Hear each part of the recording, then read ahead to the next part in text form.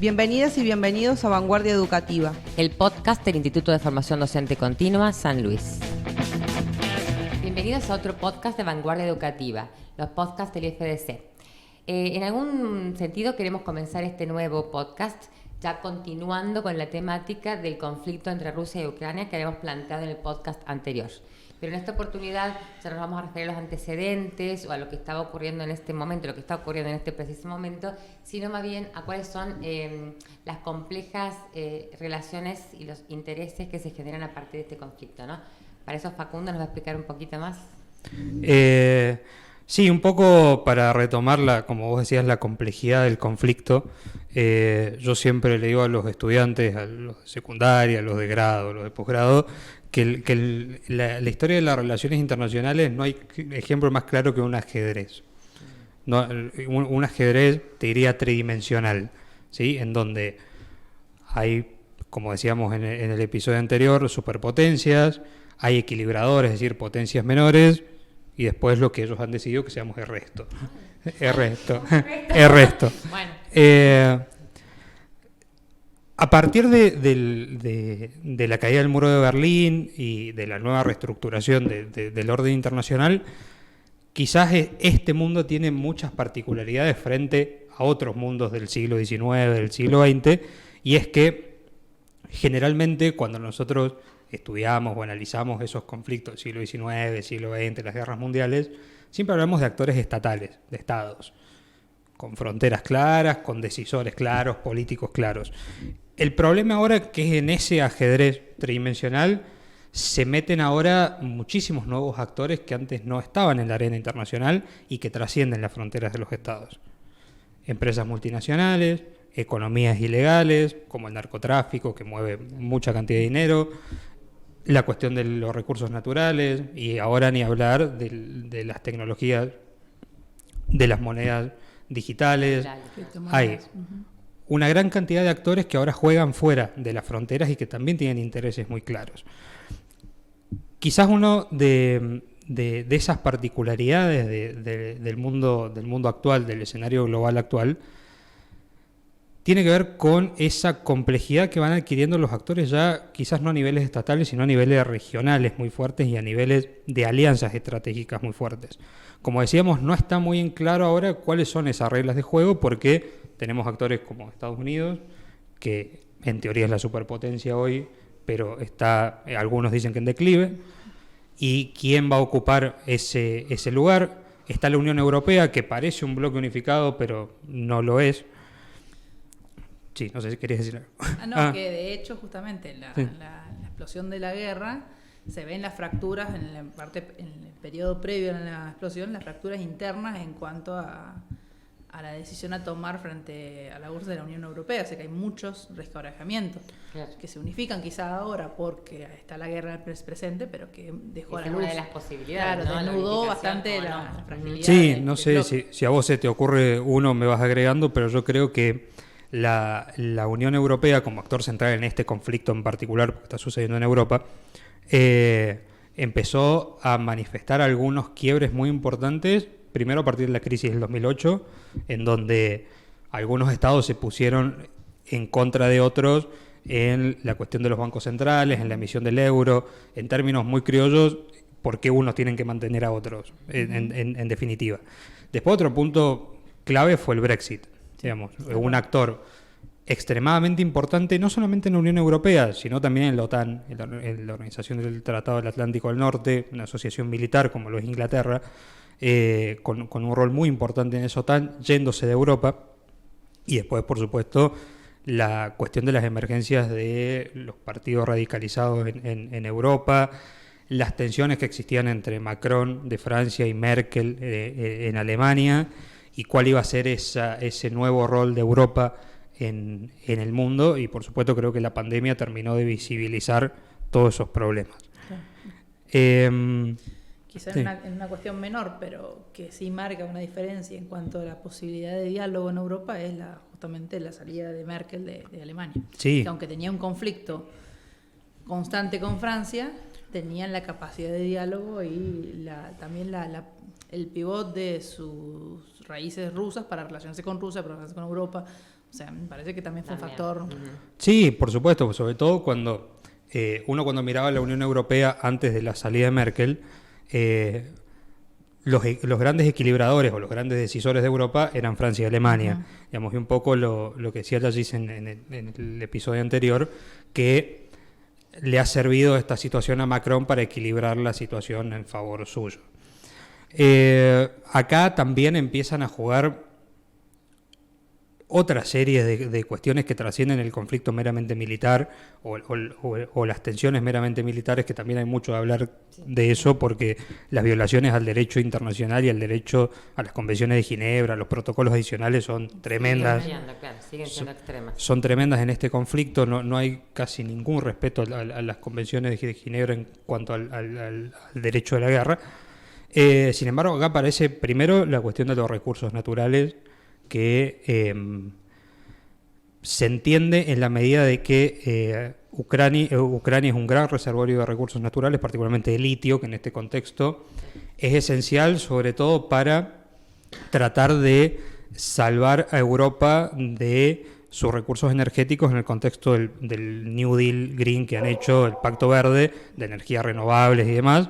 Es un elemento a tener en cuenta, y ni hablar de los reservorios energéticos de Rusia, que abastece a gran parte de Europa. Digamos, hoy el único estado que tiene autoabastecimiento energético es Francia, digamos, el único que puede desprenderse de la ligazón de Rusia. Los otros no pueden. Entonces, teniendo ahí a Ucrania, sobre todo a la región de Crimea, que geopolíticamente el peor lugar del mundo para vivir, porque tiene contacto con Europa del Este, con Rusia, es un reservorio de recursos muy grande, de energía, que es el gran problema que azota hoy al mundo, el problema energético, porque no hay energía. Y acá entran en juego esos intereses también. Entonces, no es extraño que la OTAN y la Unión Europea busquen anexar a Ucrania a su esfera de influencia. Y tampoco es de extrañar la reacción de Rusia frente a esos intentos de la Unión Europea y de la OTAN. Claro, cuando toda la relación antes era de una cercanía con Rusia muy, muy marcada. Muy marcada, claro. Sí. De hecho, las 3 regiones que han tomado actualmente obedecen a esos recursos justamente, no al litio, pero sí al agua para la hidroeléctrica, claramente. Sí. O sea, cualquiera de los recursos naturales y no naturales. Sí, y empiezan también a plantearse otros problemas en torno a la cuestión de las multinacionales. Digamos, hoy empresas muy importantes a nivel internacional, como Google, Amazon, tienen una gran cantidad de empleados en Ucrania, casi más de 400.000 empleados, que han roto un poco la dinámica de las inversiones. Ahora, frente a las sanciones, ciertos inversores rusos en Ucrania han cortado la dinámica de capitales.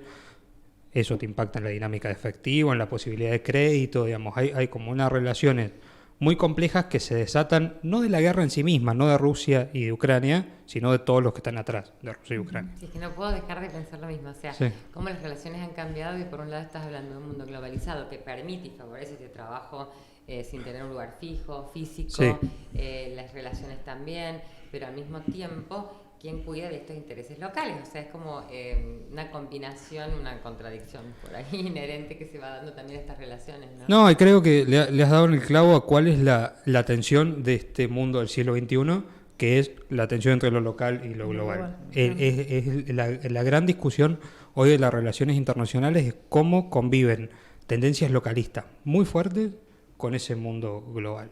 ¿Y tenemos una respuesta? No tenemos nada. Incertidumbre. Vamos a darle más preguntas si quieren. Yo creo que, surgió una oportunidad muy clara cuando surgió un bloque de potencias emergentes como lo era BRICS, Brasil, Rusia, India, China y Sudáfrica, como alternativa a que exista una superpotencia, es decir, no seamos un conjunto de potencias emergentes cuidando intereses regionales, pero a la vez con alianzas estratégicas en ciertos puntos como energía, la cuestión de las divisas, la cuestión de las inversiones. Pero en el momento que, como decíamos en el episodio anterior, Trump se replegó al ámbito doméstico, eso se quebró. Entonces, y además nos vino una pandemia que creo que fue lo que terminó, sí, no olvidemos, claro, que totalmente. fue lo que terminó de reconfigurar todo ese mundo.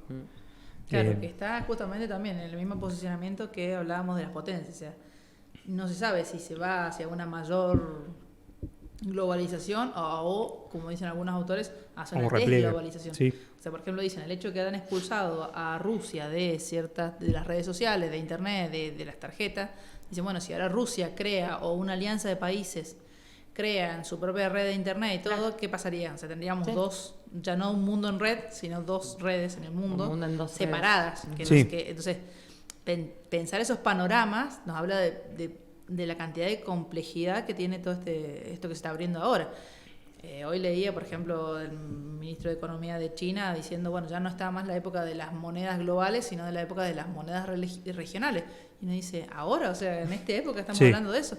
Te sorprenden, pero al mismo tiempo decís, bueno, sí, o sea, la potenciación de las monedas regionales o de las monedas locales se puede dar en este contexto. Lo que pasa es que también, bueno, no dejo de pensar, otra cuestión que atraviesa todo esto, porque estamos hablando de intereses económicos, de aspectos geopolíticos que están en juego, pero también está lo cultural, lo sociocultural, ¿verdad? Que, bueno, también atraviesa todas estas cuestiones y por ahí no es el momento ya de pensarlo porque el conflicto todavía está muy en marcha y no se sabe cómo se vaya a definir. Pero bueno, veía también las noticias sobre todos los refugiados, las personas que se van de un país a otro, que migran. ¿Qué impacto va a tener esto sobre las sociedades que los recepcionan y sobre la sociedad misma? De Ucrania. Claro, de Ucrania, ¿no? Entonces, bueno, la complejidad es aún mayor, ¿no? Sí, sobre todo porque hay, a medida de que la globalización y lo que se conoce como cuarta revolución industrial o revolución digital, no se tomó dimensión hasta quizás unos años antes de la pandemia de la vulnerabilidad que tiene el sistema. Muchos autores, la Unión Europea misma, habla de que hay ciertas infraestructuras críticas. Con infraestructuras no son edificios, sino que son cuáles son esos aspectos de la sociedad globalizada que si faltan, deja de funcionar todo. Claro. ¿Qué pasa si te cortan el suministro eléctrico de una ciudad y dejan de funcionar los aeropuertos, las administraciones, las oficinas? O si en un momento te entran 100.000 tipos a una ciudad, ¿a dónde lo llevas a vivir? ¿Qué trabajo le das? Claro, por eso no sé que el momento no es ya, pero va a pasar, que hay que pensar un poquito qué es lo que va a pasar con estos otros países de destino, ¿verdad? Porque, bueno, evidentemente van a quedar en esta situación peligrosa de ver qué ocurre con sus fuentes de trabajo, con sus recursos, ¿no?, de todo tipo. Sí, sobre todo porque de eso devienen tensiones sociales muy fuertes, inevitablemente, y sobre todo una generación ahora marcada, la generación que hoy tiene entre 20 y 30 años, que es buena parte de la fuerza laboral a nivel internacional, que está viviendo un momento en términos culturales muy fuertes que los economistas han denominado de la gran resignación. Es decir, como nosotros como fuerza laboral que está sosteniendo el capitalismo hoy, y el capitalismo siempre encuentra su forma de reinventarse y de acomodarse, ¿cuáles son los beneficios que nosotros tenemos en el nivel de vida? Tenemos salarios bajísimos, muchísimo trabajo, no hay una relación de la calidad de vida con el trabajo que hacemos y encima le sumas esto que decís vos de las nuevas tensiones sociales que inevitablemente van a aparecer. Una demanda permanente de capacitación, de actualización, que hace que no solo tengas que trabajar y tener tu vida, sino trabajar, capacitarte, volver a modificarte. Y se las complica aún más, por eso es una experiencia personal. Mis hijos, por ejemplo, ya ven todo esto y encima ven que nosotros hemos seguido un modelo tal cual de seguir superándote y trabajando y dicen, ¿para qué? Que, claro, ¿Para qué? Eso es lo que yo quiero, ¿no? Entonces yo veo mucha gente joven que se está cuestionando realmente porque no quieren entrar en el sistema sin pensarlo, sino que reflexionan sobre lo que sus padres han hecho y dicen... no solo eso, sino que hay economistas que dicen, bueno, en esta época, o sea, la generación actual nuestra es la primera generación que en los últimos 70, 80 años no vive mejor que sus padres, que va a vivir peor que sus padres, pese a que trabaja mucho más, entonces también eso claro, no se puede ver ese avance o ese movimiento en la escala social que hubo entre nuestros abuelos, nuestros padres, mi generación, que no voy a decir cuántos años tengo, por supuesto, y la generación de ustedes, ¿no? Claro. Claramente la distancia es muy grande y, bueno, los objetivos también cambian. Esto es calidad de vida o rédito económico, o ninguno. Sí, y sobre todo esto te te lleva necesariamente en el ámbito educativo, que es donde nos movemos nosotros, a replantearte un montón de cuestiones en la enseñanza, porque ya si nosotros profesores de historia o de relaciones internacionales, vamos a un aula y les enseñamos a las chicas y los chicos conflictos entre Estado, guerra, batalla, no les van a servir como herramienta para problematizar una realidad extremadamente compleja que hay hoy. Y bueno, Y, ¿qué hacemos? qué ¿Cómo hacemos? hacemos? Gran A ver, ahí pregunta. estamos. Bueno, ahí van surgiendo nuevos paradigmas, ¿no? Pero, por ejemplo, bueno, en mi caso, que yo me estoy especializando en lo que es la historia del tiempo presente, nosotros tenemos una forma de ver la historia así como rehabilitación del acontecimiento, de decir, bueno, es como una de las patas, no voy a limitar la historia del tiempo presente en ese aspecto, sino decir, bueno, estos acontecimientos, por ejemplo, la guerra de Ucrania, que antes era como el tema de los periodistas, hoy tomarlo de la historia e historizar hacia atrás para entender en la mediana duración, la larga duración hacia atrás, cómo los procesos históricos nos llevan hasta donde estamos hoy.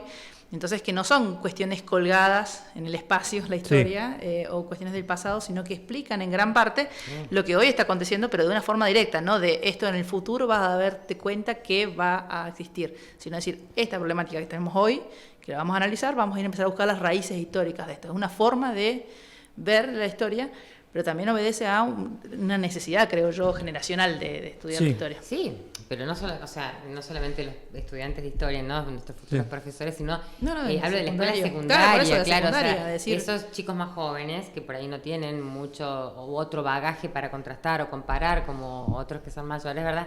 Y el tema de poder analizar esta situación, cualquier evento, desde su historicidad y también la complejidad que estaba mencionando Facundo, por ejemplo, respecto de este momento en particular, para que sea significativo. Claro. Porque si no, no puede ser. En ese sentido, por ahí pensar en estar presente en el presente para poder historizarlo, no tan vestido en el pasado, me parece. Sí, sobre todo yo creo que hay hay un elemento que un poco es voy a usar una palabra que detesto, pero útil para problematizar estos procesos, que es buscar o problematizar o discutir cuáles son las relaciones sociales que nos generan dos estructuras que nos están acompañando hace 5 siglos y que se diluyen en el acontecimiento, en el hecho, como decía la Gise, que son el Estado y el capitalismo. Son dos estructuras que están profundamente arraigadas en el mundo y parecen expandirse cada vez más, y como decía recién, frente a las crisis encuentran la forma de adaptarse y de reinventarse. ¿Cómo en perspectiva histórica nosotros podemos darle herramientas a las y los estudiantes para problematizar qué relaciones sociales genera el capitalismo, qué tipo de capitalismo buscamos o qué sistema alternativo buscamos? Digamos, hoy yo no me imagino un mundo sin capitalismo y sin Estado. Sin Estado. Yo anarquista no soy, ¿no? Pero sí es necesario problematizar, a ver qué tipo de estructura, qué fondo de océano hay en el mundo que nos está empujando a... Bueno, y en ese sentido también me parece muy válido, que es algo que siempre conversamos con los estudiantes de futuros profesores para plantearlo en el secundario, no tanto ahí, es pensar en fortalecer la idea de que si el presente, si lo coetáneo, lo que estamos viviendo es histórico, es también transformable. O sea, no es que las cosas se dan en un mundo porque están Totalmente. dadas, sino que son históricas porque somos actores históricos nosotros. O sea, nosotros somos los que vamos creando ese presente. Cambia mucho la perspectiva. Claro, entonces en esa perspectiva darle esa vivencia a la historia de nosotros estamos creando historia ahora. Y eso que estudiamos no está dado porque sí, es porque se creó, porque se convencionó, por lo que fue, y se puede transformar, que es lo más importante. Eso es algo, creo que un éxito del Estado del capitalismo, que es haber naturalizado. Claro, como si siempre hubiéramos organizado tal cual. Esa es la otra pregunta que les voy a hacer, no solamente respecto a este tema, que creo que hoy ya tiene que estar debatiéndose en las escuelas, sino qué estrategias, cómo es la forma de poder enseñarle a estos adolescentes o chicos más jóvenes a pensar, ¿no? No solamente que aprenden el hecho o que traigan información, o a todos diferenciar la información de este análisis que debe hacerse respecto de ella, ¿no? Sí, yo creo que, como profesores de la secundaria también, ahora nos desprendemos un poco de lo académico, como el día al día en el aula. ¿Qué hacemos con los chicos? Claro. ¿Qué hacemos con los chicos? Primero, dejar de trabajar las ciencias sociales desde el acontecimiento fundamental, en primer lugar. Problematizar la realidad, llevarle a los pibes procesos históricos que hoy se visibilizan y no es muy complicado porque el pasado se te escapa por todos lados en el presente. Entonces, y sobre todo hacer hincapié en la capacidad de formarlos para que tengan las herramientas para analizar esas realidades complejas. No sé, por ejemplo, yo en un caso particular trabajo en modelos de organizaciones unidas con los chicos, entonces ellos utilizan la historia para poder resolver problemas de debate actual, y ya creo que muy poca gente, espero, toma lecciones orales de fechas, de acontecimientos y demás, los hay todavía. Creo que justamente eso, borrar las fechas de los acontecimientos de nuestra práctica de enseñanza es fundamental, porque los chicos tienen esto donde buscan cualquier fecha que tengan. Está todo. Si nosotros vamos a ir a repetirles fechas que ellos pueden buscar, pasamos a ser obsoletos y inútiles. La información ya está. Lo que nosotros tenemos que ver es el análisis. es enseñarles a relacionar y a ser críticos con la información. A decirles, bueno, a ver, busquen 2 o 3 lugares donde diga lo mismo. Si les suena extraño, búsquenlo, debatámoslo. Y cuando Facu decía de, bueno, dejar de usar el acontecimiento, creo que tiene que ver con esta idea justamente de rehabilitar el acontecimiento, no por el acontecimiento, sino por historizarlo, por problematizarlo hacia atrás, decir, a ver, este acontecimiento no nació de un zapallo, sino decirle al chico, bueno, a ver, ¿qué está pasando hoy? Claro. Empecemos desde ahí y podemos hablar de historia contemporánea. O sea, en vez de empezar quizás este año diciendo vamos a hablar de la Guerra Fría, podemos empezar desde este conflicto hacia atrás y llegar a la Guerra Fría sin ningún problema, y tiene un sentido en esa Y es que práctica. más allá del contenido disciplinar que ustedes están proponiendo, está la cuestión pedagógica de hacer que este contenido sea significativo, porque si los estudiantes y las estudiantes no comprenden por qué y lo adoptan y lo adaptan en sus vidas, ¿verdad? Realmente no sirve porque se esfuma. Es un conocimiento no bien construido, no del todo válido. Sí, sobre todo que sean capaces de, cuando salgan al mundo laboral, al mundo académico, a trabajar, a estudiar, sean capaces de no solamente analizar la realidad, sino que tengan herramientas para resolver las situaciones y transformar la realidad que los incomoda. Porque quizás hasta generaciones no muchos anteriores a la nuestra, hay muchas realidades incómodas que se creían que estaban dadas, que no se podían cambiar, que no se podían transformar. Naturalizada. Y también eso, creer en nuestros estudiantes. Me parece que muchas veces disminuimos. O sea, es como, bueno, a los chicos no les importa, y como no les importa, voy y les doy lo que necesito dar para cumplir con el programa, me parece. Totalmente. Creer en ellos. No, los chicos no leen, los chicos no saben, los chicos no entienden. O sea, hoy, por ejemplo, podemos trabajar la guerra desde TikTok, o sea, hacerles buscar testimonio y todo, y bueno, y empezar a problematizar desde ahí, hasta críticamente, decir, bueno, ese TikTok da información equivocada, pero ¿por qué? Busquemos históricamente si eso es así o no es así. O sea, bueno, es como con desafío, toda la información pero todo un desafío. existe, el desafío pasa por desarrollar las competencias y las totalmente. estrategias para manipular esa información, si no estamos dando más de lo mismo, pero no tiene sentido. no nacer de eso, de idea de que no nos sirve la información que ellos tienen, sino de, bueno, veamos cómo la trabajamos. Tal cual. Bueno, iba a preguntar cuestiones del futuro, pero en realidad solo les agradezco mucho porque creo que el futuro tiene que ver con este optimismo, ¿no? Con pensar las cosas de manera positiva y tener esperanzas para trabajar en pos de cambiar la realidad, y creo que ese es un poco el desafío, ¿no? Así es que, bueno, muchísimas gracias. Gracias a vos. Gracias a vos. Muchas gracias. Estás escuchando Cóndola. Elegí qué llevar a tus sentidos.